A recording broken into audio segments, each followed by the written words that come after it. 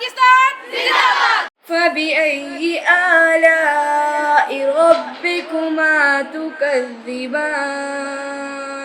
वो शहरे मुहब्बत जहाँ मुस्तफ़ा है। I am a student of class 9th और मैं खड़ी हूँ वोटिंग पे। My name is Riya and I am student of 10th class. आज हमारे स्कूल में इलेक्शन है। मैं 8th क्लास से हूँ। मैं बटरफ्लाई को वोट दूंगी। ये क्लास में अच्छी है, पहले ये क्लास की मॉनिटर भी थी। हमारी टीचरों ने हमें छोटे बच्चों को भी इलेक्शन में हिस्सा लेने का मौका दिया है, इसलिए हम बहुत खुश हैं। क्लास के जो टॉपर्स बच्चे हैं उनको चूज़ किया गया है।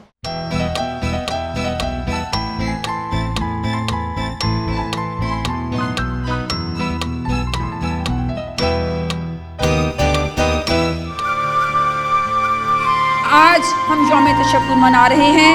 दुनिया ने देखा किस तरह 10 मई को 2025 को हम कायद के सिपह सलार बने। पाकिस्तान जिंदाबाद।